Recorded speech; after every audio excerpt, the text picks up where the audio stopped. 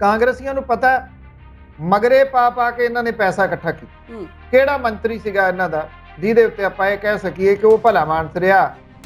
ਜਿਨ੍ਹਾਂ ਨੇ 4.5 ਸਾਲ ਕੀਤੀ ਉਹਨਾਂ ਕੁਝ ਜ਼ਿਆਦਾ ਇਕੱਠੇ ਕਰ ਲਏ, ਜਿਨ੍ਹਾਂ ਦੀ ਵਾਰੀ ਬਾਅਦ ਦੇ ਵਿੱਚ ਅਖੀਰਲੇ ਮਹੀਨਿਆਂ 'ਚ ਆਈ ਘੱਟ ਤਾਂ ਉਹਨਾਂ ਵੀ ਨਹੀਂ ਕੀਤਾ। ਵੈਸੇ ਇਹਨਾਂ ਨੇ ਵੰਡ ਕੇ ਜਿਹੜਾ ਕਰ ਲਿਆ ਹੋਵੇ ਵੀ ਆਹ ਇੰਨਾ ਤੇਰਾ, ਇੱਧਰੋਂ ਤੂੰ ਲੁੱਟ ਲਾ, ਇੰਨਾ ਇੱਧਰੋਂ ਮੇਰਾ, ਕਿ ਮੈਂ ਲੁੱਟ ਲੂੰਗਾ। ਇਸ ਤਰੀਕੇ ਦੇ ਨਾਲ ਇਹ ਲੁੱਟਦੇ ਰਹੇ। ਜੇ ਸਾਧੂ ਧਰਮ ਸੋਤ ਭਲਾ ਮਾਨਸ ਹੈ, ਸੰਗਤ ਗਿਲਜੀਆਂ ਭਲਾ ਮਾਨਸ ਹੈ, ਸਵਾਲ ਫਿਰ ਸਭ ਤੋਂ ਵੱਡਾ ਇਹ ਆ ਫਿਰ ਕਰਪਟ ਕੌਣ ਸੀ ਉਸ ਵੇਲੇ ਪੰਜਾਬ ਦੇ ਵਿੱਚ। ਫੂਡ ਸਪਲਾਈ ਮੰਤਰੀ ਰਹੇ ਭਾਰਤ ਭੂਸ਼ਣ ਆਸ਼ੂ ਦੀ ਜਾਂਚ ਹੋ ਰਹੀ ਆ। ਉਹਦੇ ਉੱਤੇ 2000 ਕਰੋੜ ਰੁਪਏ ਦੇ ਟੈਂਡਰ ਨੂੰ ਲੈ ਕੇ ਸਵਾਲ ਉੱਠ ਰਹੇ ਆ। ਰੋਟੀ ਸਿਆਸਤਦਾਨ ਨੇ ਹਰ ਹਾਲ ਸੇਕਣੀ, ਸਾਡੇ ਹੀ ਪੁੱਤਰ ਵੀਰ ਉਸ ਚੁੱਲ੍ਹੇ 'ਚ ਬਾਲਣੇ। 23 ਤਰੀਕ ਨੂੰ ਵੋਟਾਂ ਪੈਣੀਆਂ ਨੇ। 23 ਤਰੀਕ ਤੋਂ ਬਾਅਦ ਇਸ ਕਾਂਗਰਸ ਨੇ ਨਾ ਪਰਿਵਾਰ ਨੂੰ ਪੁੱਛਣਾ, ਨਾ ਮੂਸੇਵਾਲੇ ਨੂੰ ਪੁੱਛਣਾ, ਨਾ ਉਹਦੇ ਚੋਣ ਵਾਲਿਆਂ ਨੂੰ ਪੁੱਛਣਾ। ਹੁਣ ਕਾਂਗਰਸ ਇਹ ਸਮਝਦੀ ਆ ਕਿ ਮੁੱਦੇ ਤਾਂ ਉਹਦੇ ਕੋਲੇ ਹੈ ਨਹੀਂ। 14 ਦੇ ਵਿੱਚ ਬੰਦੀ ਸਿੰਘ ਅਕਾਲੀ ਦਲ ਬਾਦਲ ਨੂੰ ਯਾਦ ਨਹੀਂ ਸੀ, ਜਿਨ੍ਹਾਂ ਦਾ ਅੱਜ ਉਹ ਜ਼ਿਕਰ ਕਰਦਾ।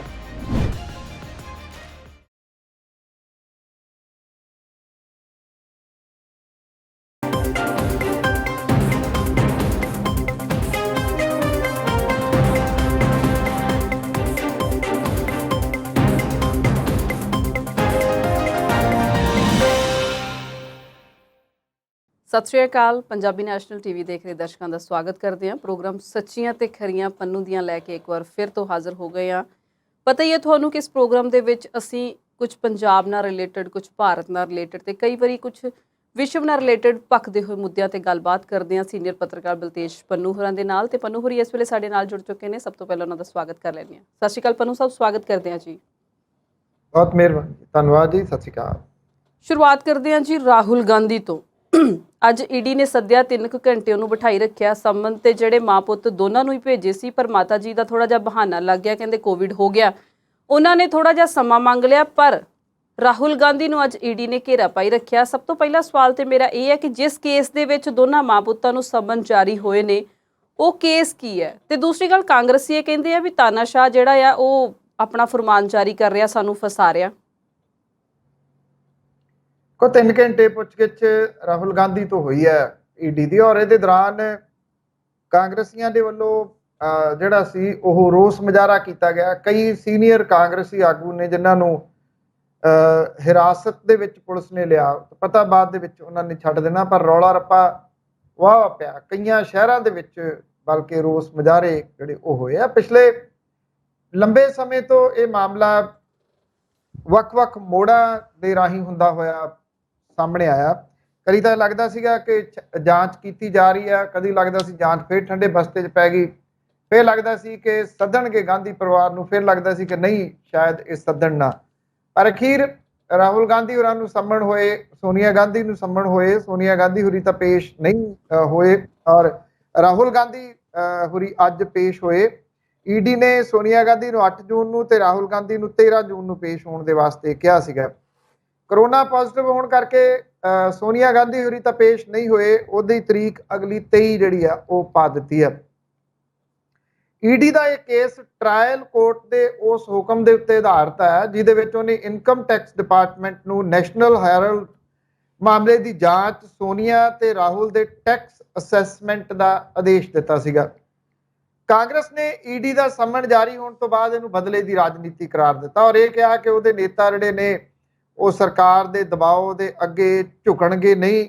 ਈਡੀ ਨੇ ਕੁਝ ਹਫ਼ਤੇ ਪਹਿਲਾਂ ਇਸੇ ਮਾਮਲੇ ਦੇ ਉੱਤੇ ਮਲਕਰਜਨ ਖੜਗੇ ਤੇ ਪਵਨ ਬੰਸਲ ਤੋਂ ਵੀ ਪੁੱਛਗਿੱਛ ਜਿਹੜੀ ਉਹ ਕੀਤੀ ਸੀਗੀ।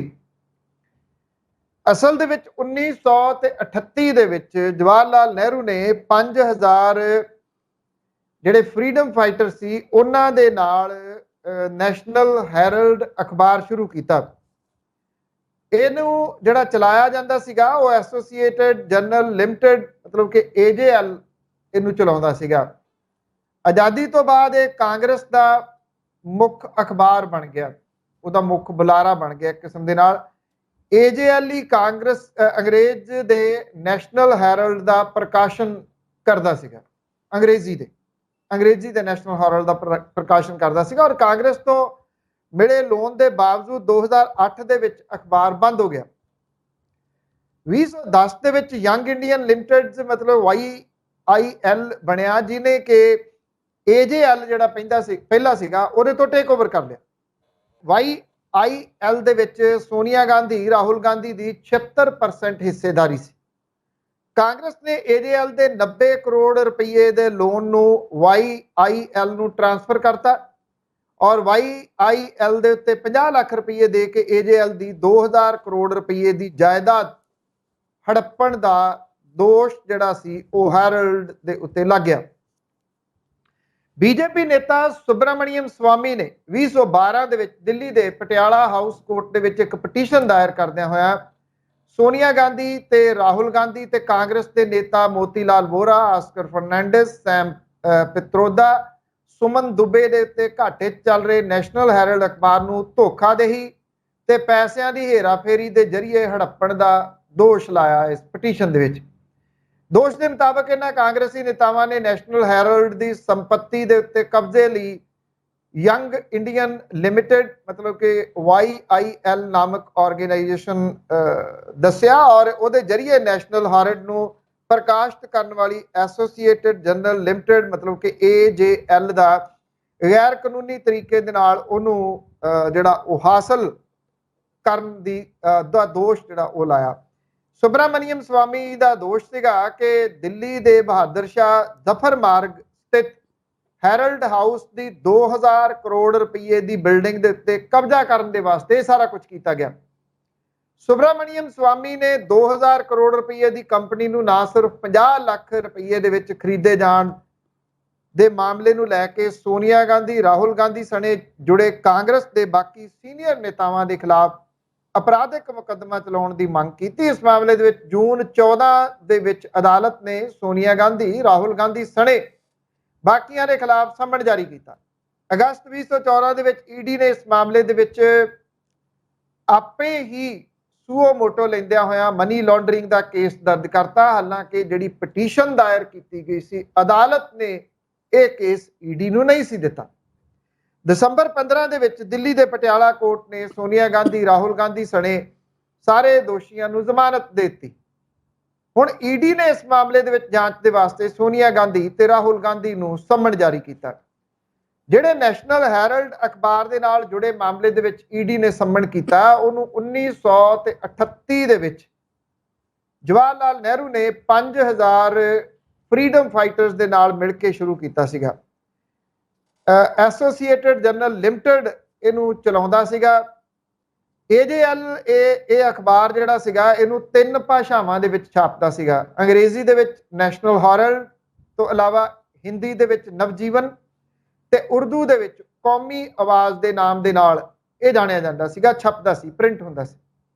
ਹੌਲੀ ਹੌਲੀ ਅਖਬਾਰ ਘਾਟੇ ਦੇ ਵਿੱਚ ਚਲੇ ਗਿਆ। ਕਾਂਗਰਸ ਤੋਂ ਮਿਲੇ 90 ਕਰੋੜ ਰੁਪਏ ਦੇ ਕਰਜ਼ੇ ਦੇ ਬਾਵਜੂਦ 2008 ਦੇ ਵਿੱਚ ਇਹ ਅਖਬਾਰ ਬੰਦ ਹੋ ਗਿਆ।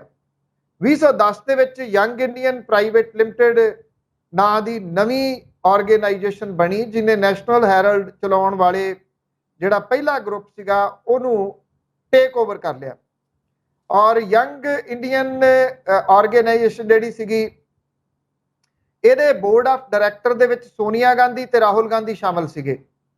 ਸੋਨੀਆ ਤੇ ਰਾਹੁਲ ਗਾਂਧੀ ਦੀ ਹਿੱਸੇਦਾਰੀ 76% ਦੱਸੀ ਗਈ। ਬਾਕੀ 24% ਹਿੱਸੇਦਾਰੀ ਮੋਤੀ ਲਾਲ ਵੋਰਾ, ਆਸਕਰ ਫਰਨਾਂਡਿਸ ਦੇ ਕੋਲੇ ਸੀ। ਮੋਤੀ ਲਾਲ ਵੋਰਾ ਦਾ 2020 ਦੇ ਵਿੱਚ ਤੇ ਆਸਕਰ ਫਰਨਾਂਡਿਸ ਦਾ 2021 ਦੇ ਵਿੱਚ ਉਹਨਾਂ ਦੀ ਮੌਤ ਹੋ ਗਈ। ਇਸ ਤੋਂ ਬਾਅਦ ਕਾਂਗਰਸ ਨੇ 90 ਕਰੋੜ ਰੁਪਏ ਲੋਨ ਨੂੰ YIL ਨੂੰ ਟ੍ਰਾਂਸਫਰ ਕਰ ਦਿੱਤਾ। ਕਾਂਗਰਸ ਦਾ ਲੋਨ ਚੁਕਾਉਣ ਦੇ ਬਦਲੇ ਦੇ ਵਿੱਚ AJL ਨੇ ਯੰਗ ਇੰਡੀਅਨਸ ਨੂੰ 9000 ਕਰੋੜ ਦੇ ਸ਼ੇਅਰ ਦਿੱਤੇ ਔਰ 9 ਕਰੋੜ ਸ਼ੇਅਰਾਂ ਦੇ ਨਾਲ ਯੰਗ ਇੰਡੀਅਨਸ ਨੂੰ AJL ਦੇ 99% ਸ਼ੇਅਰ ਜਿਹੜੇ ਸੀ ਉਹ ਹਾਸਲ ਹੋ ਗਏ। ਇਸ ਤੋਂ ਬਾਅਦ ਕਾਂਗਰਸ ਨੇ AJL ਦਾ 90 ਕਰੋੜ ਦਾ ਲੋਨ ਮਾਫ ਕਰਤਾ। ਸੁਬਰਾਮਣੀਅਮ ਸਵਾਮੀ ਨੇ ਸੌਦੇ ਦੇ ਉੱਤੇ ਸਵਾਲ ਉਠਾਉਂਦਿਆਂ ਹੋਇਆ ਕੇਸ ਜਿਹੜਾ ਸੀ ਉਹ ਫਾਈਲ ਕੀਤਾ। ਕੁਝ ਸਵਾਲ ਸੀਗੇ ਜਿਹੜੇ ਸੁਬਰਾਮਣੀਅਮ ਸਵਾਮੀ ਨੇ ਉਠਾਏ। ਪਹਿਲਾ ਤਾਂ ਸਵਾਲ ਉਹਨੇ ਉਠਾਇਆ ਕਿ ਉਹਨੇ ਕੇਸ ਦਰਜ ਕੀਤਾ ਨਵੰਬਰ 2012 ਚ। ਅਦਾਲਤ ਨੇ ਸੋਨੀਆ ਗਾਂਧੀ, ਰਾਹੁਲ ਗਾਂਧੀ ਸਣੇ ਸਾਰਿਆਂ ਦੇ ਖਿਲਾਫ ਸਮਨ ਜਾਰੀ ਕਰਤਾ 26 ਜੂਨ 14 ਨੂੰ। 1 ਅਗਸਤ 14 ਨੂੰ ED ਨੇ ਆਪਣੇ ਤੌਰ ਦੇ ਉੱਤੇ ਮਨੀ ਲਾਂਡਰਿੰਗ ਦਾ ਕੇਸ ਦਰਜ ਕਰ ਲਿਆ। ਇਹ ਉਦੋਂ ਉਹ ਸਮਾਂ ਸੀਗਾ ਜਦੋਂ ਭਾਰਤੀ ਜਨਤਾ ਪਾਰਟੀ ਦੀ ਸਰਕਾਰ ਕੇਂਦਰ ਦੇ ਵਿੱਚ ਆ ਚੁੱਕੀ ਹੋਈ ਸੀ। ਸੋਨੀਆ ਗਾਂਧੀ ਸਣੇ ਜਿਹੜੇ ਸੀਗੇ ਵਿਅਕਤੀ, ਉਹਨਾਂ ਨੂੰ ਦਿੱਲੀ ਦੇ ਪਟਿਆਲਾ ਕੋਰਟ ਨੇ ਜ਼ਮਾਨਤ ਦੇ ਦਿੱਤੀ ਦਸੰਬਰ 19 2015 ਦੇ ਵਿੱਚ। 2016 ਦੇ ਵਿੱਚ ਸੁਪਰੀਮ ਕੋਰਟ ਦਾ ਕਾਂਗਰਸੀ ਨੇਤਾਵਾਂ ਦੇ ਖਿਲਾਫ ਕਾਰਵਾਈ ਨੂੰ ਰੱਦ ਕਰਨ ਤੋਂ ਉਹਨਾਂ ਨਾ ਕਰਤੀ ਔਰ ਵਿਅਕਤੀਗਤ ਪੇਸ਼ੀ ਤੋਂ ਛੋਟ ਦਿੱਤੀ। 9 ਸਤੰਬਰ 18 ਨੂੰ ਦਿੱਲੀ ਹਾਈ ਕੋਰਟ ਨੇ ਸੋਨੀਆ ਤੇ ਰਾਹੁਲ ਗਾਂਧੀ ਦੀ ਇਨਕਮ ਟੈਕਸ ਡਿਪਾਰਟਮੈਂਟ ਦੇ ਨੋਟਿਸ ਦੇ ਖਿਲਾਫ ਦਾਇਰ ਪਟੀਸ਼ਨ ਖਾਰਜ ਕਰ ਦਿੱਤੀ। 4 ਦਸੰਬਰ 18 ਨੂੰ ਹਾਈ ਕੋਰਟ ਦੇ ਫੈਸਲੇ ਨੂੰ ਚੁਣੌਤੀ ਦੇਣ ਵਾਲੀ ਕਾਂਗਰਸ ਦੀ ਪਟੀਸ਼ਨ ਦੇ ਉੱਤੇ ਸੁਣਵਾਈ ਕਰਦਿਆਂ ਸੁਪਰੀਮ ਕੋਰਟ ਨੇ ਇਨਕਮ ਟੈਕਸ ਦੀ ਜਾਂਚ ਜਾਰੀ ਰੱਖਣ ਦਾ ਹੁਕਮ ਕੀਤਾ। 2018 ਦੇ ਵਿੱਚ ਕੇਂਦਰ ਨੇ 56 ਸਾਲ ਪੁਰਾਣੇ ਪਟੇ ਨੂੰ ਸਮਾਪਤ ਕਰਦਿਆਂ ਹੋਇਆਂ ਹੈਰਲਡ ਹਾਊਸ ਤੋਂ AJL ਨੂੰ ਬੇਦਖਲ ਕਰਨ ਦਾ ਫੈਸਲਾ ਕਰ ਲਿਆ। ਅਪ੍ਰੈਲ 2019 ਦੇ ਵਿੱਚ ਸੁਪਰੀਮ ਕੋਰਟ ਨੇ ਅਗਲੀ ਸੂਚਨਾ ਤੱਕ AJL ਦੇ ਖਿਲਾਫ ਕਾਰਵਾਈ ਦੇ ਉੱਤੇ ਰੋਕ ਲਾਤੀ। ਜੂਨ 2 2022 ਦੇ ਵਿੱਚ ED ਨੇ ਸੋਨੀਆ ਤੇ ਰਾਹੁਲ ਗਾਂਧੀ ਨੂੰ ਇਸ ਮਾਮਲੇ ਦੇ ਵਿੱਚ ਪੁੱਛਗਿੱਛ ਦੇ ਵਾਸਤੇ ਸੰਮਣ ਜਾਰੀ ਕੀਤਾ। ਬੀਜੇਪੀ ਨੇਤਾ ਨੇ ਕਾਂਗਰਸ ਦੇ ਨੈਸ਼ਨਲ ਹੈਰਲਡ ਨੂੰ ਚਲਾਉਣ ਵਾਲੀ AJL ਤੋਂ ਰਿਕਵਰੀ ਦਾ ਅਧਿਕਾਰ ਯੰਗ ਇੰਡੀਅਨ ਲਿਮਟਿਡ ਨੂੰ ਟ੍ਰਾਂਸਫਰ ਕੀਤਾ ਤੇ ਯੰਗ ਇੰਡੀਅਨ ਲਿਮਟਿਡ ਨੇ AJL ਦੀ 2000 ਕਰੋੜ ਰੁਪਏ ਦੀ ਜਾਇਦਾਦ ਨੂੰ ਕਾਂਗਰਸ ਪਾਰਟੀ ਨੂੰ ਮਹਿਜ 50 ਲੱਖ ਰੁਪਏ ਦਾ ਭੁਗਤਾਨ ਕਰਕੇ ਇਹਨੂੰ ਟੇਕ ਓਵਰ ਕਰ ਲਿਆ। ਸਵਾਮੀ ਇਹ ਦੋਸ਼ ਲਾਉਂਦਾ ਰਿਹਾ ਕਿ ਨੈਸ਼ਨਲ ਹੈਰਲਡ ਨੂੰ ਚਲਾਉਣ ਵਾਲੀ AJL ਕੰਪਨੀ ਦੇ ਉੱਤੇ ਕਾਂਗਰਸ ਦੇ ਬਕਾਇਆ 90 ਕਰੋੜ ਦੇ ਲੋਨ ਚੁਕਾਉਣ ਦੇ ਵਾਸਤੇ ਰਾਹੁਲ ਸੋਨੀਆ ਦੀ ਯੰਗ ਇੰਡੀਅਨ ਲਿਮਟਿਡ ਨੇ 50 ਲੱਖ ਰੁਪਏ ਦਾ ਭੁਗਤਾਨ ਜਿਹੜਾ ਸੀ ਉਹ ਕੀਤਾ। ਇਹ ਹੈ ਜੀ ਐਕਚੁਅਲੀ ਨੈਸ਼ਨਲ ਹੈਰਲਡ ਦੀ ਪਰਦੇ ਪਿੱਛੇ ਦੀ ਕਹਾਣੀ ਜੀ। ਔਰ ਨੈਸ਼ਨਲ ਹੈਰਲਡ ਅਖਬਾਰ, ਜੋ ਮੈਂ ਤੁਹਾਨੂੰ ਕਿਹਾ ਕਿ 3 ਭਾਸ਼ਾਵਾਂ ਦੇ ਵਿੱਚ ਕਿਸੇ ਵੇਲੇ ਛਪਦਾ ਸੀਗਾ। ਅੱਜ ਇਹ ਅਖਬਾਰ ਜਿਹੜਾ ਉਹ ਚਰਚਿਤ ਇਸ ਕਰਕੇ ਆ ਕਿ ਰਾਹੁਲ ਗਾਂਧੀ ਤੇ ਸੋਨੀਆ ਗਾਂਧੀ ਨੂੰ ਇਸ ਮਾਮਲੇ ਦੇ ਵਿੱਚ ਸਮਨਿੰਗ ਹੋਈ ਆ ਤੇ ਉਹਨਾਂ ਤੋਂ ਪੁੱਛਗਿੱਛ ਰਾਹੁਲ ਗਾਂਧੀ ਤੋਂ ਹੋਈ ਆ, ਸੋਨੀਆ ਗਾਂਧੀ ਤੋਂ ਅਜੇ ਹੋਣੀ ਆ। 23 ਤਰੀਕ ਦਿੱਤੀ ਆ, ਜੇ ਉਦੋਂ ਤੱਕ ਉਹ ਨੈਗੇਟਿਵ ਹੋ ਗਏ ਕਰੋਨਾ ਤੋਂ ਤੇ ਉਹ ਪੁੱਛਗਿੱਛ ਦੇ ਵਿੱਚ ਸ਼ਾਮਲ ਹੋਣਗੇ। ਜੀ, ਨੈਸ਼ਨਲ ਹੈਰਲਡ ਕੇਸ ਤੋਂ ਬਾਅਦ ਪੰਜਾਬ ਕਾਂਗਰਸ ਦੇ ਘਪਲਿਆਂ ਦੀ ਗੱਲ ਕਰਦੇ ਹਾਂ, ਪਰ ਇਸ ਵੇਲੇ ਵੇਲਾ ਇੱਕ ਛੋਟੀ ਜਿਹੀ ਬ੍ਰੇਕ ਦਾ ਹੈ। ਜਲਦ ਹਾਜ਼ਰ ਹੁੰਦੇ ਬ੍ਰੇਕ ਤੋਂ ਬਾਅਦ ਪੰਜਾਬੀ ਨੈਸ਼ਨਲ ਟੀਵੀ ਦੇ ਨਾਲ ਜੁੜੇ ਹੋਏ ਦਰਸ਼ਕਾਂ ਦਾ ਸਵਾਗਤ ਕਰਦੇ ਹਾਂ। ਪਨੂ ਸਾਹਿਬ, ਗੱਲ ਕਰੀਏ ਪੰਜਾਬ ਕਾਂਗਰਸ ਦੇ ਨਾਲ ਜੁੜੀ ਹੋਈ ਕਰਪਸ਼ਨ ਦੀ। ਕਈ ਦਿਨ ਹੋ ਗਏ ਸਾਧੂ ਸੰਗਤ ਦਾ ਖਲਾਰਾ ਪਿਆ ਹੋਇਆ, ਤੇ ਜੇ ਅੱਜ ਦੀ ਗੱਲ ਕਰੀਏ ਤੇ ਵਿਜੀਲੈਂਸ ਨੇ 8 DFO ਨੂੰ ਪੁੱਛਗਿੱਛ ਲਈ ਸੱਦਿਆ ਤੇ 16 ਨੂੰ ਸੰਮਨ ਜਾਰੀ ਕੀਤੇ ਆ। ਤੇ ਹੁਣ ਸੁਣਿਆ ਵੀ ਇਹ ਜਿਹੜੀ ਗਾਜ ਹੈ ਸਾਧੂ ਸੰਗਤ ਤੋਂ ਹੁੰਦੀ ਹੋਈ ਕਈ ਸਿਆਣੀਆਂ ਬਿਆਣੀਆਂ ਹੋਰਾਂ ਤੇ ਵੀ ਜਾ ਕੇ ਡਿੱਗ ਗਈ ਹੈ। ਦੇਖੋ, ਇੱਕ ਗੱਲ ਤਾਂ ਬੜੀ ਕਲੀਅਰ ਹੈ, ਕਰਪਸ਼ਨ ਬਹੁਤ ਸਿਰੇ ਦੀ ਹੋਈ ਹੈ ਕਾਂਗਰਸ ਦੇ ਰਾਜ ਦੇ ਦੌਰਾਨ। ਇਹਦੇ ਤੋਂ ਕੋਈ ਇਨਕਾਰ ਨਹੀਂ ਕਰ ਸਕਦਾ, ਕਾਂਗਰਸੀ ਵੀ ਇਨਕਾਰ ਨਹੀਂ ਕਰ ਸਕਦਾ। ਕਾਂਗਰਸੀਆਂ ਨੂੰ ਪਤਾ ਮਗਰੇ ਪਾ ਕੇ ਇਹਨਾਂ ਨੇ ਪੈਸਾ ਇਕੱਠਾ ਕੀਤਾ। ਕਿਹੜਾ ਮੰਤਰੀ ਸੀਗਾ ਇਹਨਾਂ ਦਾ ਜਿਹਦੇ ਉੱਤੇ ਆਪਾਂ ਇਹ ਕਹਿ ਸਕੀਏ ਕਿ ਉਹ ਭਲਾ ਮਾਨਸ ਰਿਹਾ, ਉਹਨੇ ਕਿਸੇ ਮਾਮਲੇ ਦੇ ਵਿੱਚ ਕਰਪਸ਼ਨ ਨਹੀਂ ਕੀਤੀ। ਇਹਨਾਂ ਆ ਕਿ ਜਿਨ੍ਹਾਂ ਨੇ 4.5 ਸਾਲ ਕੀਤੀ ਉਹਨਾਂ ਕੁਝ ਜ਼ਿਆਦਾ ਇਕੱਠੇ ਕਰ ਲਏ, ਜਿਨ੍ਹਾਂ ਦੀ ਵਾਰੀ ਬਾਅਦ ਦੇ ਵਿੱਚ ਅਖੀਰਲੇ ਮਹੀਨਿਆਂ 'ਚ ਆਈ, ਘੱਟ ਤਾਂ ਉਹਨਾਂ ਵੀ ਨਹੀਂ ਕੀਤਾ। ਵੈਸੇ ਈਵਨ ਚਰਨਜੀਤ ਚੰਨੀ ਹੋਰਾਂ ਦੇ ਉੱਤੇ ਵੀ ਕਰਪਸ਼ਨ ਦੇ ਬਹੁਤ ਗੰਭੀਰ ਦੋਸ਼ ਲੱਗਦੇ ਰਹੇ। ਉਹਨਾਂ ਦਾ ਭਾਣਜਾ ਤਾਂ ਫਸ ਹੀ ਗਿਆ ਨਾ, ਉਹ ਅਜੇ ਤੱਕ ਅੰਦਰ ਹੈ। ਔਰ ਕਰੋੜਾਂ ਰੁਪਈਆ ਉਹਦੇ ਘਰ ਦੇ ਵਿੱਚੋਂ ਮਿਲਿਆ ਸੀ। ਇਹ ਕਿਹਾ ਜਾਂਦਾ ਕਿ ਬਦਲੀਆਂ ਦੇ ਪੈਸੇ ਉਹ ਸੀਗੇ ਤੇ ਜਾਂ ਫਿਰ ਉਹ ਪੈਸੇ ਸੀਗੇ ਰੇਤਾ ਦੇ, ਮਾਈਨਿੰਗ ਦੇ। ਇਸ ਪੱਖੋਂ ਇਹ ਇਮਾਨਦਾਰ ਬਹੁਤ ਰਹੇ ਕਾਂਗਰਸੀ ਕਿ ਜਿਹੜਾ ਮਾਈਨਿੰਗ ਚੋਂ ਪੈਸੇ ਕਮਾਉਂਦਾ ਮਾਈਨਿੰਗ ਚੋਂ ਕਮਾਈ ਗਿਆ, ਜਿਹਨੂੰ ਕਣਕ ਚੋਂ ਬਣਦੇ ਸੀ ਉਹ ਕਣਕ ਚੋਂ ਕਮਾਈ ਗਿਆ, ਤੇ ਜਿਹਨੂੰ ਰੁੱਖਾਂ ਤੋਂ ਬਣਦੇ ਸੀ ਉਹ ਰੁੱਖਾਂ ਚੋਂ ਕਮਾਈ ਗਿਆ। ਮਾਈਨਿੰਗ ਵਾਲੇ ਨੇ ਰੁੱਖਾਂ ਵਾਲੇ 'ਚ ਦਖਲ ਨਹੀਂ ਦਿੱਤਾ, ਰੁੱਖਾਂ ਵਾਲੇ ਨੇ ਕਣਕ ਵਾਲੇ ਮਾਮਲੇ ਦੇ ਵਿੱਚ ਦਖਲ ਨਹੀਂ ਦਿੱਤਾ। ਏਦਾਂ ਲੱਗਦਾ ਸੀ ਜਿਵੇਂ ਇਹਨਾਂ ਨੇ ਵੰਡ ਕੇ ਜਿਹੜਾ ਕਰ ਲਿਆ ਹੋਵੇ ਵੀ ਆਹ ਇੰਨਾ ਤੇਰਾ, ਇੱਧਰੋਂ ਤੂੰ ਲੁੱਟ ਲਾ, ਇੰਨਾ ਇੱਧਰੋਂ ਮੇਰਾ, ਇਹ ਮੈਂ ਲੁੱਟ ਲੂੰਗਾ। ਇਸ ਤਰੀਕੇ ਦੇ ਨਾਲ ਇਹ ਲੁੱਟਦੇ ਰਹੇ।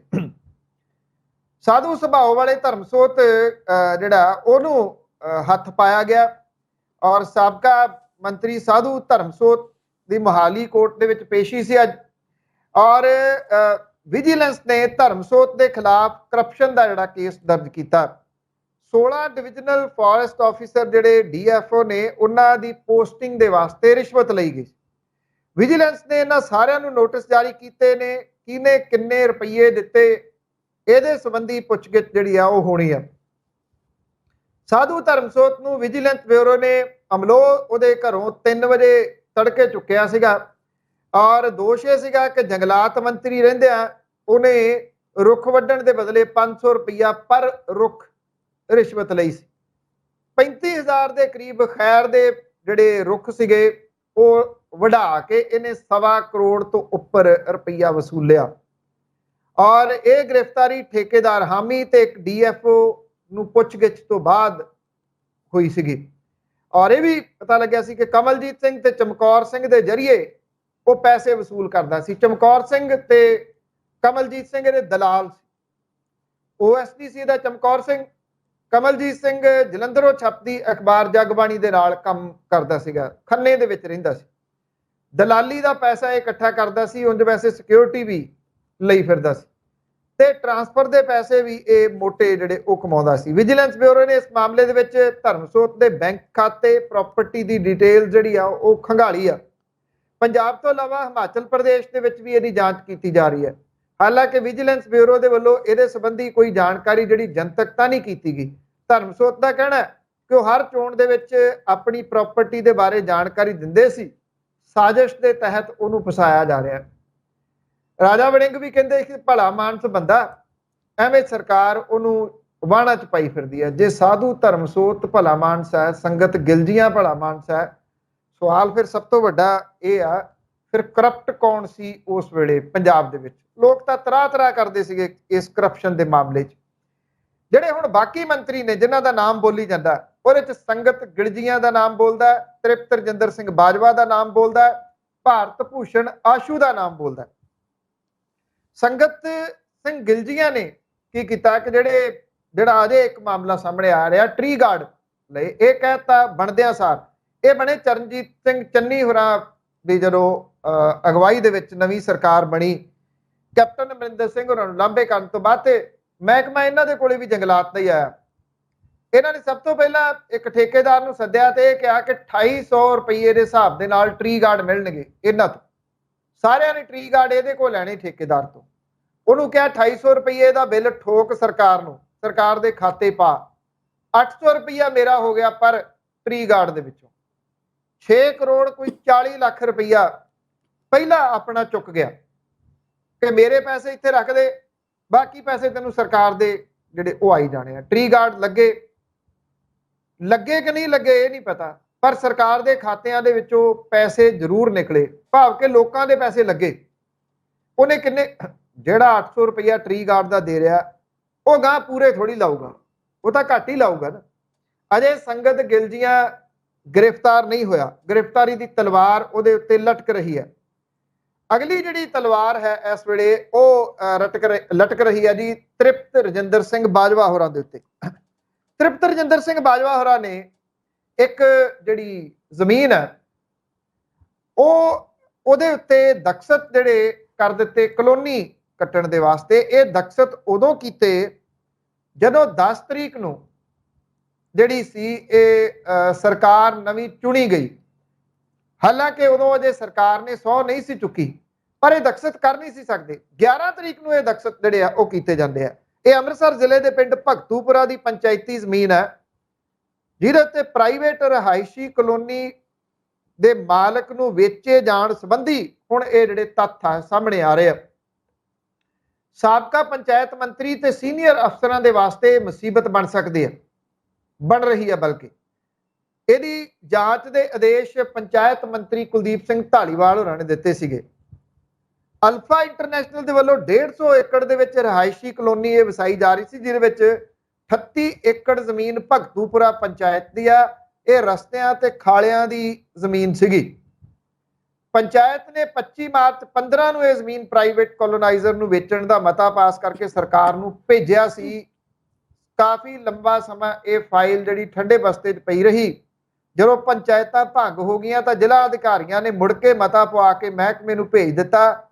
ਜੁਲਾਈ 18 ਦੇ ਵਿੱਚ ਮਹਿਕਮੇ ਦੇ ਲਾਅ ਆਫੀਸਰ ਨੇ ਇਹ ਤੇ ਇਤਰਾਜ਼ ਲਾਤਾ ਕਿ ਪ੍ਰਬੰਧਕ ਦੀ ਥਾਂ ਨਵੀਂ ਚੁਣੀ ਵਾਲੀ ਪੰਚਾਇਤ ਤੋਂ ਮਤਾ ਪਵਾ ਕੇ ਭੇਜਿਆ ਜਾਵੇ, ਪਰ ਉਦੋਂ ਦੀ ਸਰਕਾਰ ਨੇ ਇਹਨੂੰ ਨਜ਼ਰ ਅੰਦਾਜ਼ ਕਰ ਦਿੱਤਾ। ਇਸ ਫਾਈਲ ਤੇ ਕਾਰਵਾਈ ਚੱਲਦੀ ਰਹੀ ਤੇ ਦਸੰਬਰ 21 ਦੇ ਵਿੱਚ ਇਹ ਪੰਚਾਇਤ ਵਿਭਾਗ ਦੇ ਡਾਇਰੈਕਟਰ ਦੇ ਕੋਲੇ ਪਹੁੰਚ ਗਈ। ਹੋਇਆ ਇਹ ਜੀ ਕਿ 11 ਤਰੀਕ ਨੂੰ 10 ਤਰੀਕ ਨੂੰ ਨਤੀਜੇ ਆਉਂਦੇ ਆ, 10 ਮਾਰਚ ਨੂੰ। 11 ਤਰੀਕ ਨੂੰ ਤ੍ਰਿਪਤ ਰਜਿੰਦਰ ਸਿੰਘ ਬਾਜਵਾ ਹੋਰਾਂ ਦੇ ਕੋਲੇ ਅਫਸਰ ਇਹ ਫਾਈਲ ਪੇਸ਼ ਕਰਦੇ ਆ ਤੇ ਤ੍ਰਿਪਤ ਰਜਿੰਦਰ ਸਿੰਘ ਬਾਜਵਾ ਹੋਰੀ ਫਾਈਲ ਦੇ ਉੱਤੇ ਸਾਈਨ ਕਰਕੇ ਅੱਗੇ ਫਾਈਲ ਤੋੜ ਦਿੰਦੇ ਆ ਔਰ ਇਹ ਜ਼ਮੀਨ ਜਿਹੜੀ ਆ ਉਹ ਕਲੋਨਾਈਜ਼ਰ ਨੂੰ ਵੇਚ ਦਿੱਤੀ ਜਾਂਦੀ ਹੈ। 28 ਕਰੋੜ ਰੁਪਏ ਦਾ ਰਗੜਾ ਕਿਹਾ ਜਾ ਰਿਹਾ ਕਿ ਇਹ ਆਲਮੋਸਟ ਲੱਗ ਗਿਆ। ਉਧਰ ਇੱਕ ਹੋਰ ਮੰਤਰੀ ਭਾਰਤ ਭੂਸ਼ਣ ਆਸ਼ੂ, ਉਹਦੇ ਉੱਤੇ ਵੀ ਇਸ ਵੇਲੇ ਜਿਹੜਾ ਉਹ ਜਿਹੜੀ ਤਲਵਾਰ ਲਟਕ ਰਹੀ ਆ ਜਾਂਚ ਦੀ। ਇਹਦੇ ਸੰਬੰਧੀ ਜਿਹੜਾ ਇੱਕ ਜਾਂਚ ਕਮੇਟੀ ਬਣ ਚੁੱਕੀ ਆ।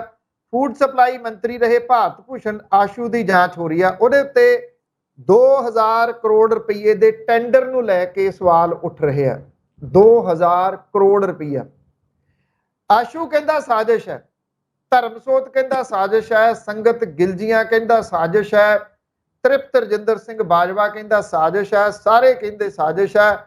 ਉਮੀਦ ਹੈ ਕਿ ਰਾਜਾ ਵੜਿੰਗ ਹੋਰੀ ਛੇਤੀ ਇੱਕ ਰੋਸ ਮਾਰਚ ਲੈ ਕੇ ਚੰਡੀਗੜ੍ਹ ਆਉਣਗੇ। ਪਹਿਲਾਂ ਸਾਧੂ ਧਰਮਸੋਤ ਦੇ ਮਾਮਲੇ ਦੇ ਵਿੱਚ ਉਹਨੂੰ ਭਲਾ ਮਾਨਸ ਦੱਸ ਕੇ ਗਏ ਸੀ, ਜਿਹੋ ਜੀ clean chit captain Amarinder Singh ਨੇ ਦੇ ਦਿੱਤੀ ਸੀ, ਉਹੋ ਜੀ ਕਲੀਨ ਚਿੱਟ ਰਾਜਾ ਵੜਿੰਗ ਨੇ ਵੀ ਦੇ ਦਿੱਤੀ ਹੈ।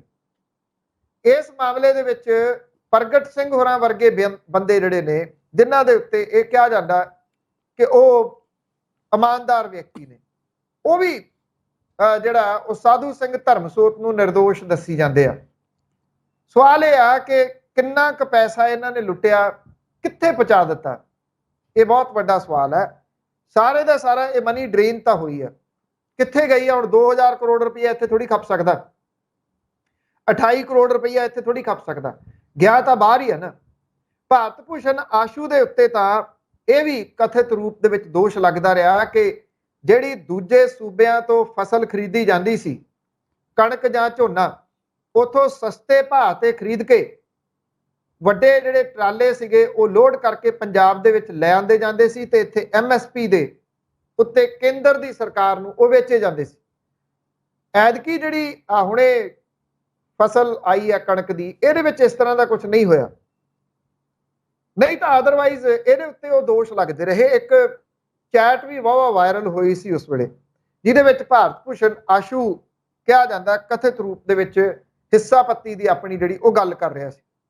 ਇੱਕ ਇੱਕ ਕਰਕੇ ਸਹੀ ਇਹ 4 ਤਾਂ ਆ ਗਏ ਜੀ ਕੜਿੱਕੀ ਦੇ ਵਿੱਚ, ਜਾਂ ਇਹਨਾਂ ਦੇ ਇਹ ਕੜਿੱਕੀ ਦੇ ਵਿੱਚ ਆਉਣ ਦੀ ਸੰਭਾਵਨਾ ਹੈ।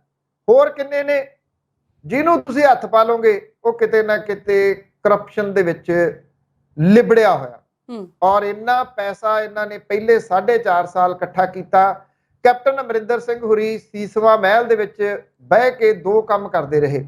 ਇੱਕ ਤਾਂ ਇਹਨਾਂ ਦੀਆਂ ਫਾਈਲਾਂ ਬਣਾਉਂਦੇ ਰਹੇ, ਇੱਕ ਚੀਕੂ ਤੇ ਸੀਤਾਫਲ ਗਿਣਦੇ ਰਹੇ। ਹੋਰ ਉਹਨਾਂ ਨੇ ਇਹਨਾਂ ਦੇ ਉੱਤੇ ਕੋਈ ਕਿਸੇ ਕਿਸਮ ਦਾ ਐਕਸ਼ਨ ਨਹੀਂ ਕੀਤਾ। ਜੀ, ਇਸ ਰੰਗਲੇ ਪੰਜਾਬ ਦੇ ਰਜਵੇਂ ਲੀਡਰਾਂ ਦੀ ਗੱਲਬਾਤ ਅਸੀਂ ਇਸੇ ਤਰ੍ਹਾਂ ਜਾਰੀ ਰੱਖਾਂਗੇ, ਪਰ ਇਸ ਵੇਲੇ ਵੇਲਾ ਇੱਕ ਛੋਟੀ ਜਿਹੀ ਬ੍ਰੇਕ ਦਾ ਹੈ। ਜਲਦ ਹਾਜ਼ਰ ਹੁੰਦੇ ਹਾਂ। ਬ੍ਰੇਕ ਤੋਂ ਬਾਅਦ ਪ੍ਰੋਗਰਾਮ ਸੱਚੀਆਂ ਤੇ ਖਰੀਆਂ ਪੰਨੂ ਦੀਆਂ ਦੇਖਣ ਵਾਲੇ ਦਰਸ਼ਕਾਂ ਦਾ ਸਵਾਗਤ ਕਰਦੇ ਹਾਂ।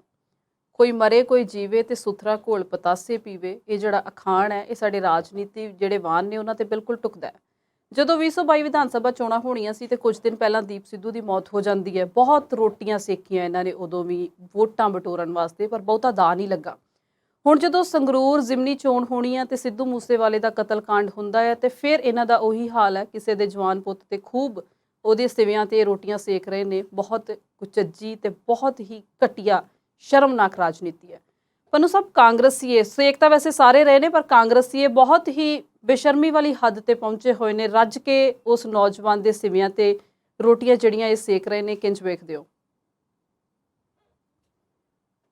ਇੱਕ ਨਾ ਜੀ ਗਜ਼ਲ ਹੈ, ਉਹਦਾ ਸ਼ੇਰ ਹੈ ਕਿ ਰੁੱਖਾਂ ਨੂੰ ਆਰੀ ਫੇਰਨਾ ਡਿੱਗਣਗੇ ਆਲਣੇ, ਚਿੜੀਆਂ ਨੇ ਕਿਸ ਜਗ੍ਹਾ ਨੇ ਫਿਰ ਵੋਟ ਪਾਲਣੇ, ਰੋਟੀ ਸਿਆਸਤਦਾਨ ਨੇ ਹਰ ਹਾਲ ਸੇਕਣੀ, ਸਾਡੇ ਹੀ ਪੁੱਤਰ ਵੀਰ ਉਸ ਚੁੱਲ੍ਹੇ 'ਚ ਬਾਲਣੇ। ਸਿਆਸਤਦਾਨ ਨੇ ਰੋਟੀ ਸੇਕਣੀ ਹੈ। ਔਰ ਜਿਸ ਤਰੀਕੇ ਦੇ ਨਾਲ ਕਾਂਗਰਸ ਸਿੱਧੂ ਮੂਸੇਵਾਲੇ ਦੀ ਮੌਤ ਦੇ ਉੱਤੇ ਰੋਟੀਆਂ ਸੇਕ ਰਹੀ ਆ, ਉਹ ਵੈਸੇ ਤਾਂ ਹੈਰਾਨਗੀ ਨਹੀਂ ਹੁੰਦੀ, ਕਿਉਂਕਿ ਸਿਆਸੀ ਲੋਕਾਂ ਦਾ ਕੰਮ ਹੀ ਇਹ ਹੁੰਦਾ, ਪਰ ਘੱਟੋ ਘੱਟ ਜਦੋਂ ਇੱਕ ਜਵਾਨ ਪੁੱਤ ਦੀ ਮੌਤ ਹੋਈ ਆ ਘਰ ਦੇ ਵਿੱਚ, ਕੱਲੇ ਕੱਲੇ ਪੁੱਤ ਦੀ, ਜਿਹਦਾ ਵਿਆਹ ਵੀ ਧਰਿਆ ਹੋਇਆ ਸੀਗਾ, ਉਹਨੂੰ ਤਾਂ ਬਖਸ਼ ਦੇਣਾ ਚਾਹੀਦਾ। ਵੈਸੇ ਤਾਂ ਪਤਾ ਉਦੋਂ ਹੀ ਲੱਗ ਗਿਆ ਸੀਗਾ ਜਦੋਂ ਕਾਂਗਰਸ ਕੋਰ ਕਮੇਟੀ ਨੇ ਇਹ ਮਤਾ ਪਾਸ ਕਰ ਦਿੱਤਾ ਸੀਗਾ ਕਿ ਸਿੱਧੂ ਮੂਸੇਵਾਲੇ ਦੇ ਪਿਤਾ ਬਲਕੌਰ ਸਿੰਘ ਨੂੰ ਸੰਗਰੂਰ ਤੋਂ ਇਹ ਕਿਹਾ ਕਿ ਅਸੀਂ ਕੋਰ ਕਮੇਟੀ ਵੱਲੋਂ ਮਤਾ ਪਾਸ ਕਰਕੇ ਦਿੰਨੇ ਆ ਕਿ ਸਰਬਸੰਮਤੀ ਦੇ ਨਾਲ ਉਹਨੂੰ ਕੈਂਡੀਡੇਟ ਬਣਾ ਦਿੱਤਾ ਜਾਵੇ, ਸੰਗਰੂਰ ਤੋਂ ਲੋਕ ਸਭਾ ਦਾ ਉਮੀਦਵਾਰ ਬਣਾ ਦਿੱਤਾ ਜਾਵੇ। ਇਹ ਤਾਂ ਉਹ ਸਿਆਣਾ ਸੀ, ਟੁੱਟਿਆ ਤਾਂ ਬਹੁਤ ਬੁਰੇ ਤਰੀਕੇ ਦੇ ਨਾਲ ਆ ਉਹ ਪਰਿਵਾਰ, ਉਹ ਮਾਂ ਪਿਓ ਬਹੁਤ ਬੁਰੇ ਤਰੀਕੇ ਨਾਲ ਟੁੱਟਿਆ। ਪਰ ਜਿਹੜੀਆਂ ਸਿਆਸੀ ਧਿਰਾਂ ਨੇ ਉਹਨਾਂ ਨੂੰ ਇਹਦੇ ਨਾਲ ਕੀ ਭਾ, ਉਹਨਾਂ ਨੂੰ ਤਾਂ ਇਹ ਲੱਗਦਾ ਸੀ ਕਿ ਸਿੱਧੂ ਮੂਸੇਵਾਲਾ ਦੇ ਨਾਮ ਦੇ ਹੇਠ ਵੋਟਾਂ ਬਟੋਰੀਆਂ ਜਾ ਸਕਦੀਆਂ ਨੇ ਬਲਕੌਰ ਸਿੰਘ ਹੋਰਾਂ ਨੂੰ ਖੜਾ ਕਰਕੇ। ਬਲਕੌਰ ਸਿੰਘ ਹੋਰੀ ਕਹਿੰਦੇ ਕਿ ਮੇਰੇ ਪੁੱਤ ਦੀ ਤਾਂ ਅਜੇ ਸਿਵਾ ਠੰਡਾ ਨਹੀਂ ਹੋਇਆ, ਮੈਂ ਸਿਆਸਤ ਦੇ ਬਾਰੇ ਕਿਵੇਂ ਸੋਚ ਸਕਦਾ। ਇਹ ਨਿਵਾਣਾ ਸੀ ਕਾਂਗਰਸ ਦੀਆਂ ਜਿਹੜੀਆਂ ਉਹ ਸੋਚ ਰਹੀ ਸੀ ਕਿ 8 ਤਰੀਕ ਨੂੰ ਤਾਂ ਉਹਦਾ ਭੋਗ ਪੈਣਾ, 6 ਤਰੀਕ ਲਾਸਟ ਸੀਗੀ ਸੰਗਰੂਰ ਲੋਕ ਸਭਾ ਦੇ ਵਾਸਤੇ ਪੇਪਰ ਭਰਨ ਦੀ, ਵੀ 6 ਤਰੀਕ ਨੂੰ ਪੇਪਰ ਭਰਾਓ ਤੇ 8 ਤਰੀਕ ਨੂੰ ਭੋਗ ਜਿਹੜਾ ਉਹ ਪਊਗਾ। ਇਦੋਂ ਨੀਵੀਂ ਗੱਲ ਨਹੀਂ ਕੋਈ ਹੋਰ ਹੋ ਸਕਦੀ ਸੀ। ਇਹ ਬਲਕੌਰ ਸਿੰਘ ਹੋਰਾਂ ਨੇ ਨਾ ਕਰਕੇ ਬਹੁਤ ਇੱਜ਼ਤ ਖੱਟ ਲਈ ਇਸ ਗੱਲ ਦੀ। ਉਹਨਾਂ ਦੀ ਲੋਕਾਂ ਦੇ ਮਨਾਂ ਦੇ ਵਿੱਚ ਹਮਦਰਦੀ ਤਾਂ ਲੋਕਾਂ ਦੀ ਉਹਨਾਂ ਦੇ ਨਾਲ ਬਹੁਤ ਵੱਡੀ ਹੈ, ਪਰ ਇੱਕ ਇੱਜ਼ਤ ਵੀ ਉਹਨਾਂ ਦੀ ਪੈਦਾ ਹੋ ਗਈ ਕਿ ਉਹ ਵਿਅਕਤੀ ਸਿਆਸਤ ਦੇ ਇਸ ਲਾਲਚ ਵਾਲੇ ਮਾਮਲੇ ਦੇ ਵਿੱਚ ਆਇਆ ਨਹੀਂ, ਬਲਕਿ ਉਹਨੇ ਨਾ ਕਰ ਦਿੱਤੀ। ਹੁਣ ਇਹ ਨਹੀਂ ਪਤਾ ਕਿ ਅਗਲੇ ਦਿਨਾਂ ਦੇ ਦੌਰਾਨ ਉਹਨੂੰ ਸਟੇਜਾਂ ਦੇ ਉੱਤੇ ਲੈ ਕੇ ਆਉਂਦੀ ਹੈ ਕਾਂਗਰਸ ਜਾਂ ਨਹੀਂ, ਚਲੋ ਉਹ ਬਾਅਦ ਵਾਲੀ ਗੱਲ ਹੈ, ਕਾਂਗਰਸ ਲਿਆ ਵੀ ਸਕਦੀ ਹੈ, ਕੁਝ ਵੀ ਕਰ ਸਕਦੀ ਹੈ। ਪਰ ਕਾਂਗਰਸ ਨੇ ਇੱਕ ਗਾਣਾ ਜਾਰੀ ਕੀਤਾ ਔਰ ਇਸ ਗਾਣੇ ਦੇ ਵਿੱਚ ਉਹਨਾਂ ਨੇ ਸਿੱਧੂ ਮੂਸੇਵਾਲਾ ਦੀ ਮ੍ਰਿਤਕ ਦੇਹ ਦਿਖਾਈ ਹੈ ਔਰ ਇਹ ਜਿਹੜਾ ਗੀਤ ਹੈ ਉਹਦੇ ਵਿੱਚ ਸਿੱਧੂ ਮੂਸੇਵਾਲਾ ਦਿਖਾਇਆ ਗਿਆ, ਉਹਦਾ ਮ੍ਰਿਤਕ ਸਰੀਰ ਦਿਖਾਇਆ ਗਿਆ, ਉਹਦੀ ਸਮਾਧੀ ਦੀ ਤਸਵੀਰ ਜਿਹੜੀ ਆ ਉਹ ਵਿਖਾਈ ਗਈ ਹੈ। ਇਸ ਗਾਣੇ ਦੇ ਵਿੱਚ ਇਹ ਆਖਿਆ ਗਿਆ ਕਿ ਜਿਹਨੇ ਆਪਣੇ ਬੇਟੇ ਦਾ ਜਿਹੜਾ ਮੂੰਹ ਨਾ ਵੇਖਿਆ, ਜਿਹੜਾ ਜਿਉਂਦਾ ਨਹੀਂ ਮੁੜਿਆ, ਉਹਦੀ ਮਾਂ ਨੂੰ ਪੁੱਛੋ ਕਿ ਕੀ ਅਸੀਂ ਇਸ ਤਰ੍ਹਾਂ ਦਾ ਬਦਲਾਓ ਕਰਨਾ। ਇਹ ਜਿਹੜਾ ਉਹ ਕੀਤਾ ਜਾ ਰਿਹਾ ਕਿਉਂਕਿ ਆਮ ਆਦਮੀ ਪਾਰਟੀ ਨੇ ਪਿਛਲੀਆਂ ਵਿਧਾਨ ਸਭਾ ਦੀਆਂ ਚੋਣਾਂ ਦੇ ਵਿੱਚ ਇੱਕ ਬਦਲਾਓ ਦੇ ਬਾਰੇ ਦੇ ਵਿੱਚ ਕਿਹਾ ਸੀਗਾ, ਬਦਲਾਓ ਦੀ ਗੱਲ ਕੀਤੀ ਸੀ। ਸੋ ਕਾਂਗਰਸ ਨੇ ਇਹਨੂੰ ਗਾਣੇ ਦੇ ਵਿੱਚ ਜਿਹੜਾ ਉਹ ਲਿਆ ਕੇ ਉਹਦੇ ਉੱਤੇ ਰਾਜਨੀਤੀ ਕਰਨ ਦੀ ਕੋਸ਼ਿਸ਼ ਜਿਹੜੀ ਕੀਤੀ ਹੈ ਔਰ ਕਾਂਗਰਸ ਇਹ ਸਮਝਦੀ ਆ ਕਿ ਯੂਥ ਦੇ ਵਿੱਚ ਜਿਹੜੀ ਸਿੱਧੂ ਮੂਸੇਵਾਲੇ ਦੇ ਕਤਲ ਨੂੰ ਲੈ ਕੇ ਜਿਹੜਾ ਰੋਸ ਪੈਦਾ ਹੋਇਆ, ਸ਼ਾਇਦ ਉਹ ਵੋਟਾਂ ਦੇ ਵਿੱਚ ਤਬਦੀਲ ਕਰ ਲੇ। 23 ਤਰੀਕ ਨੂੰ ਵੋਟਾਂ ਪੈਣੀਆਂ ਨੇ, 23 ਤਰੀਕ ਤੋਂ ਬਾਅਦ ਇਸ ਕਾਂਗਰਸ ਨੇ ਨਾ ਪਰਿਵਾਰ ਨੂੰ ਪੁੱਛਣਾ, ਨਾ ਮੂਸੇਵਾਲੇ ਨੂੰ ਪੁੱਛਣਾ, ਨਾ ਉਹਦੇ ਚਾਹੁਣ ਵਾਲਿਆਂ ਨੂੰ ਪੁੱਛਣਾ। ਇਹ ਮਹਿਜ਼ ਵੋਟਾਂ ਤੱਕ ਸੀਮਤ ਲੋਕ ਨੇ, ਇਦੋਂ ਵੱਧ ਇਹਨਾਂ ਨੇ ਨਹੀਂ ਕਿਸੇ ਨੂੰ ਜਿਹੜਾ ਉਹ ਪੁੱਛਣਾ। ਲਾਅ ਐਂਡ ਆਰਡਰ ਨੂੰ ਲੈ ਕੇ ਕਾਂਗਰਸ ਜਿਹੜੀ ਆ ਉਹ ਮੌਜੂਦਾ ਪੰਜਾਬ ਸਰਕਾਰ ਨੂੰ ਘੇਰ ਰਹੀ ਹੈ। ਮੂਸੇਵਾਲੇ ਦੇ ਕੋਲੇ 4 ਗਨਮੈਨ ਸੀ, ਜਿਹਦੇ ਵਿੱਚੋਂ 2 ਵਾਪਸ ਲੈ ਲਏ ਗਏ, 2 ਉਹਦੇ ਕੋਲੇ ਹੈਗੇ ਸੀ, ਪਰ ਜਿਸ ਦਿਨ ਉਹਦੀ ਹੱਤਿਆ ਹੁੰਦੀ ਆ ਉਹ ਆਪਣੇ ਨਾਲ ਨਹੀਂ ਲੈ ਕੇ ਗਿਆ। ਕਾਂਗਰਸ ਇਹਨੂੰ ਮੂਸੇਵਾਲੇ ਨੂੰ ਇਸ ਕਰਕੇ ਜਿਹੜਾ ਉਹ ਵਰਤ ਰਹੀ ਆ ਕਿਉਂਕਿ ਉਹ ਕਾਂਗਰਸ ਦੇ ਵਿੱਚ ਸ਼ਾਮਲ ਹੋ ਗਿਆ ਸੀਗਾ ਵਿਧਾਨ ਸਭਾ ਚੋਣਾਂ ਤੋਂ ਪਹਿਲਾਂ, ਤੇ ਉਹਨੂੰ ਮਾਨਸਾ ਤੋਂ ਚੋਣ ਵੀ ਲੜਾਈ ਸੀਗੀ ਕਾਂਗਰਸ ਨੇ, ਪਰ ਉਹ ਵੱਡੇ ਫਰਕ ਦੇ ਨਾਲ ਚੋਣ ਹਾਰ ਗਿਆ ਸੀ। ਕਾਂਗਰਸ ਇਹ ਸਮਝਦੀ ਸੀਗੀ ਕਿ ਸਿੱਧੂ ਮੂਸੇਵਾਲਾ ਦੀ ਫੈਨ ਫੋਲੋਇੰਗ ਬਹੁਤ ਹੈ ਔਰ ਇਹ ਜਿਹੜੀ ਫੈਨ ਫੋਲੋਇੰਗ ਹੈ, ਕਾਂਗਰਸ ਕਿਤੇ ਨਾ ਕਿਤੇ ਟਪਲਾ ਖਾ ਗਈ ਉਦੋਂ ਇਸ ਮਾਮਲੇ ਦੇ ਉੱਤੇ ਕਿ ਇਹ ਸਾਰੀ ਦੀ ਸਾਰੀ ਵੋਟਰ ਹੈ। ਉਹ ਤਾਂ ਉਹਦੇ ਗੀਤ ਸੁਣਨ ਵਾਲੇ ਸਨ, ਉਹਦੇ ਵੋਟਰ ਥੋੜੀ ਸਨ। ਵੋਟਾਂ ਜਿੱਥੇ ਲੋਕਾਂ ਨੇ ਚਾਹਣੀਆਂ ਸੀ ਉੱਥੇ ਪਾਈਆਂ ਉਹਨਾਂ ਨੇ ਸਿੱਧੂ ਮੂਸੇਵਾਲੇ ਦੇ ਗੀਤ ਸੁਣਦੇ ਸੀਗੇ, ਨਾ ਕਿ ਉਹਦੇ ਉਹ ਵੋਟਰ ਸੀਗੇ। ਇਸ ਮਾਮਲੇ ਦੇ ਉੱਤੇ ਸਿੱਧੂ ਮੂਸੇਵਾਲਾ ਵੀ ਉਦੋਂ ਸ਼ੌਕ ਦੇ ਵਿੱਚ ਗਿਆ ਔਰ ਉਹਨੇ ਇੱਕ ਗਾਣਾ ਵੀ ਇਹਦੇ ਉੱਤੇ ਕੱਢਿਆ ਸੀਗਾ ਇਹਨਾਂ ਚੋਣਾਂ ਤੋਂ ਬਾਅਦ। ਹੁਣ ਕਾਂਗਰਸ ਇਹ ਸਮਝਦੀ ਆ ਕਿ ਮੁੱਦੇ ਤਾਂ ਉਹਦੇ ਕੋਲੇ ਹੈ ਨਹੀਂ। ਦੂਜਾ, ਕਾਂਗਰਸ ਦੀ ਜਿਹੜੀ ਸਥਿਤੀ ਆ ਇਸ ਵੇਲੇ ਉਹ ਬੜੀ ਅਜੀਬੋ ਗਰੀਬ ਹੋਈ ਪਈ ਆ ਸਾਧੂ ਸੰਗਤ ਦੀ ਵਜ੍ਹਾ ਕਰਕੇ ਵੀ। ਸਾਧੂ ਧਰਮਸੋਤ ਜਿਹੜਾ ਉਹ ਕਰਪਸ਼ਨ ਦੇ ਮਾਮਲੇ 'ਚ ਫਸ ਗਿਆ। ਸੰਗਤ ਸਿੰਘ ਗਿਲਜੀਆਂ ਦੇ ਉੱਤੇ ਗ੍ਰਿਫਤਾਰੀ ਦੀ ਤਲਵਾਰ ਲਟਕ ਰਹੀ ਹੈ। ਦੋ ਵਿਅਕਤੀਆਂ ਦਾ ਆਪਾਂ ਜ਼ਿਕਰ ਹੋਰ ਕੀਤਾ, ਇਹਦੇ ਵਿੱਚ ਤ੍ਰਿਪਤ ਰਜਿੰਦਰ ਸਿੰਘ ਬਾਜਵਾ ਸ਼ਾਮਲ ਹੈ, ਇਹਦੇ ਵਿੱਚ ਭਾਰਤ ਭੂਸ਼ਣ ਆਸ਼ੂ ਸ਼ਾਮਲ ਹੈ। ਜੇ ਇਹ ਮਾਮਲੇ ਤੇਜ਼ੀ ਨਾਲ ਖੁੱਲ ਜਾਂਦੇ ਆ, ਅਗਲੇ ਕੁਝ ਦਿਨਾਂ ਦੇ ਵਿੱਚ ਖੁੱਲਦੇ ਆ, ਤੇ ਬਿਨਾਂ ਕਿਸੇ ਸ਼ੱਕ ਦੇ ਕਾਂਗਰਸ ਜਿਹੜੀ ਆ ਉਹ ਹਾਸ਼ੀਏ ਤੇ ਚਲੇ ਜੂਗੀ। ਹਾਲਾਂਕਿ ਜਿਹੜੀਆਂ ਸਿਆਸੀ ਧਿਰਾਂ ਨੇ ਸੰਗਰੂਰ ਦੇ ਵਿੱਚ ਕਿਸੇ ਕੋਲੇ ਵੋਟ ਮੰਗਣ ਦਾ ਕੋਈ ਬਹੁਤ ਵੱਡਾ ਜਿਹੜਾ ਕੋਈ ਮੁੱਦਾ ਨਹੀਂ ਹੈਗਾ, ਮੁੱਦਾ ਰਹਿਤ ਚੋਣਾਂ ਹੀ ਲੜ ਰਹੀਆਂ ਨੇ। ਅਕਾਲੀ ਦਲ ਬਾਦਲ ਉੱਥੇ ਕਮਲਜੀਤ ਕੌਰ ਹੋਰਾਂ ਦੇ ਉੱਤੇ ਦਾ ਖੇਡੀ ਬੈਠਾ, ਜਿਹੜੀ ਕਿ ਬਲਵੰਤ ਸਿੰਘ ਰਾਜੋਆਣਾ ਹੋਰਾਂ ਦੀ ਮੂੰਹ ਬੋਲੀ ਭੈਣ ਹੈ। ਕਮਲਜੀਤ ਕੌਰ ਨੇ 2014 ਦੀਆਂ ਚੋਣਾਂ ਆਜ਼ਾਦ ਤੌਰ ਦੇ ਉੱਤੇ ਪਟਿਆਲੇ ਤੋਂ ਲੜੀਆਂ ਸੀਗੀਆਂ, ਕੋਈ 13,000 ਵੋਟ ਉਹ ਲੈ ਸਕੀ ਸੀ ਆਜ਼ਾਦ ਤੌਰ ਤੇ। ਉਦੋਂ ਅਕਾਲੀ ਦਲ ਨੇ ਆਪਣਾ ਉਮੀਦਵਾਰ ਖੜਾ ਕੀਤਾ ਸੀ। ਉਦੋਂ ਅਕਾਲੀ ਦਲ ਬਾਦਲ ਨੂੰ ਇਸ ਕਮਲਜੀਤ ਕੌਰ ਦੀ ਕੁਰਬਾਨੀ ਯਾਦ ਨਹੀਂ ਸੀ, ਜਿਹੜੀ ਅੱਜ ਕੁਰਬਾਨੀ ਦਾ ਉਹ ਜ਼ਿਕਰ ਕਰਦਾ। 14 ਦੇ ਵਿੱਚ ਬੰਦੀ ਸਿੰਘ ਅਕਾਲੀ ਦਲ ਬਾਦਲ ਨੂੰ ਯਾਦ ਨਹੀਂ ਸੀ, ਜਿਨ੍ਹਾਂ ਦਾ ਅੱਜ ਉਹ ਜ਼ਿਕਰ ਕਰਦਾ। ਉਹਨੂੰ ਉਦੋਂ ਲੱਗਦਾ ਸੀ ਕਿ ਮੈਂ ਦੁਬਾਰਾ ਪਾਵਰ ਦੇ ਵਿੱਚ ਆ ਜਾਣਾ 22 ਦੀਆਂ ਚੋਣਾਂ ਦੇ ਵਿੱਚ। ਉਦੋਂ ਇਹਨਾਂ ਚੀਜ਼ਾਂ ਦੀ ਉਹਨੂੰ ਕੇਅਰ ਨਹੀਂ ਸੀ, ਔਰ ਉਦੋਂ ਉਹ ਸੱਤਾ ਦੇ ਵਿੱਚ ਸੀਗਾ 14 ਜਦੋਂ ਇਹਨੇ ਚੋਣ ਲੜੀ ਹੈ।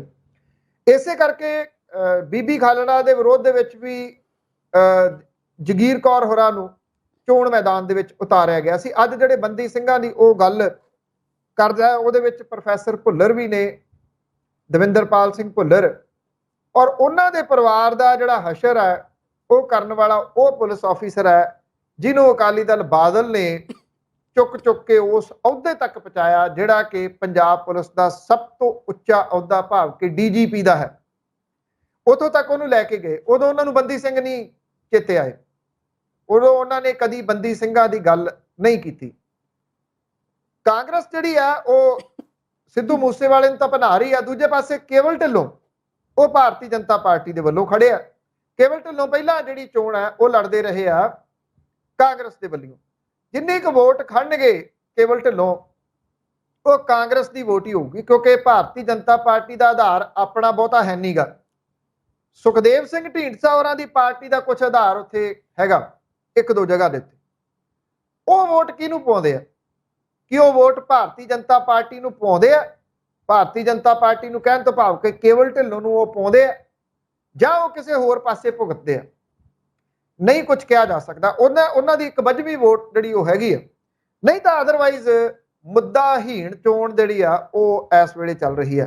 ਆਮ ਆਦਮੀ ਪਾਰਟੀ ਜਿਹਦੀ ਸਰਕਾਰ 3 ਮਹੀਨੇ ਪਹਿਲਾਂ ਬਣੀ ਆ, ਲੱਗਦਾ ਨਹੀਂ ਕੋਈ ਉਹਨੂੰ ਬਹੁਤ ਵੱਡੀ ਮੁਸ਼ਕਲ ਦਾ ਸਾਹਮਣਾ ਇਸ ਚੋਣ ਦੇ ਵਿੱਚ ਕਰਨਾ ਪਊਗਾ। ਗੁਰਮੇਲ ਸਿੰਘ ਜਿਹੜਾ ਕਿ ਘਰਾਚੋਂ ਦਾ ਸਰਪੰਚ ਹੈ, ਉਹਨੂੰ ਚੋਣ ਲੜਾ ਰਹੀ ਆ ਆਮ ਆਦਮੀ ਪਾਰਟੀ, ਔਰ ਉਹ ਘਰਾਚੋਂ ਦੇ ਵਿੱਚ ਔਰ ਸੰਗਰੂਰ ਦੇ ਵਿੱਚ ਇੱਕ ਫੇਮਸ ਸਰਪੰਚ ਜ਼ਰੂਰ ਹੈਗਾ, ਪੜ੍ਹਿਆ ਲਿਖਿਆ ਹੈ, ਔਰ ਉਹਨੇ ਪਿੰਡ ਦੇ ਵਾਸਤੇ ਕੰਮ ਜਿਹੜੇ ਕੀਤੇ ਆ। ਖਾਸ ਤੌਰ ਦੇ ਉੱਤੇ 23 ਏਕੜ ਜ਼ਮੀਨ ਇੱਕ ਸਿਆਸੀ ਵਿਅਕਤੀ ਦੇ ਜਵਾੜੇ ਚੋਂ ਕੱਢ ਲਿਆਉਣੀ, ਇਹ ਉਹਦੇ ਹੱਕ ਦੇ ਵਿੱਚ ਜਾ ਰਿਹਾ। ਇਹ ਸੀ ਜੀ ਅੱਜ ਦੇ ਕੁਝ ਖਾਸ ਮੁੱਦਿਆਂ ਤੇ ਚਰਚਾ, ਤੇ ਕੱਲ ਨੂੰ ਹਾਜ਼ਰ ਹੋਵਾਂਗੇ ਕੁਝ ਨਵੇਂ ਮੁੱਦਿਆਂ ਦੇ ਨਾਲ। ਤੁਹਾਨੂੰ ਸਭ ਤੁਹਾਡਾ ਬਹੁਤ ਬਹੁਤ ਧੰਨਵਾਦ, ਤੇ ਸਾਡੇ ਦਰਸ਼ਕਾਂ ਦਾ ਵੀ ਬਹੁਤ ਬਹੁਤ ਧੰਨਵਾਦ। ਮਿਹਰਬਾਨੀ।